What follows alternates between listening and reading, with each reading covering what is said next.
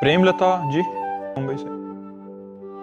राधे राधे महाराज जी। महाराज जी, हर व्यक्ति अपने पूर्व कर्मों के आधार पर कुछ प्रकृति लेकर पैदा होता है। क्या खराब प्रकृति को पूर्णतः बदलना संभव है? बिल्कुल संभव है। इसी को तो हम बदलने के लिए मनुष्य शरीर प्राप्त किया है। हमारे हजारों जन्मों की वासनाएं हमारे स्वभाव की रचना करती हैं। जैसे जैसे हमने आचरण किए वैसा स्वभाव बनता है। जैसे किसी किसी के आचरणों से ऐसा स्वभाव बन जाता है, क्रूरता, आक्रामक स्वभाव, हिंसक स्वभाव। वो जो हमारे क्रियाएं होती हैं, जो हमारी कामनाएं होती हैं, जो हमारे संकल्प होते हैं, जो हमारी वासनाएं होती है, वो हमारे स्वभाव की रचना करती है। अब यदि हमारे भागवतिक स्वभाव अभी हो जाए तो हमारा जीवन कल्याणमय हो जाए। अब दुर्वासनाओं के कारण हम भागवतिक स्वभाव बनाना चाहते हैं, पर दुर्वासनाएं में बार बार फेल कर देती है, बार बार हमें वासनाओं में गिरा देती है। अब हमको खड़ा होना पड़ेगा, कमर कस के। मर चाहे जाऊं, अधर्म युक्त भोग नहीं भोगूंगा, कड़ा होना पड़ेगा। ये फिसड्डी स्वभाव से नहीं होगा, आज कसम खाई कल तोड़ दिया, ऐसे नहीं परमार्थ में चला जाता।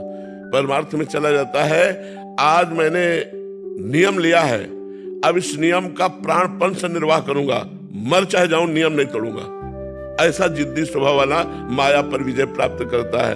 काम क्रोध आदि दोषों पर विजय प्राप्त करना कोई खिलवाड़ नहीं है। तो अपने स्वभाव को बदलने के लिए ही तो हमें मानवदेह मिली है।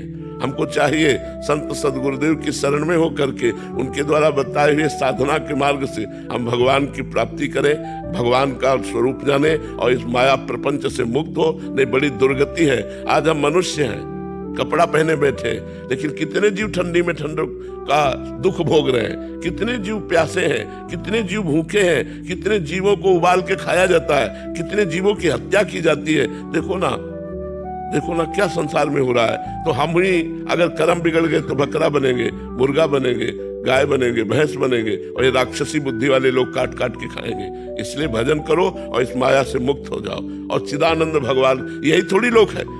अब जैसे गांव का आदमी न जानता हो तो क्या जानता है मृत्यु लोक में एक अमेरिका भी है। लेकिन आप लोग पढ़े हुए तो आपको पता है हर देश है। ऐसे ही केवल मृत्यु लोक नहीं है, स्वर्ग लोक है, महालोक है, जनलोक है, तप लोक है, सत्य लोक है, अतल वितल महातल तलातल रसातल पाताल, ये लोक है। अगर हम भजन करें तो इसमें क्यों आएंगे, इस गंदे लोक में, जहां बार बार जन्मना, बार बार मरना, नाना प्रकार के भोगों की वासनाओं में पिसना, नाना प्रकार के दुख, शरीर रोग से ग्रसित, मानसिक चिंताएं। हम ऐसे लोक में जाएंगे जहां आनंद है। अगर और भजन कर लेंगे तो भगवान को प्राप्त हो जाएंगे।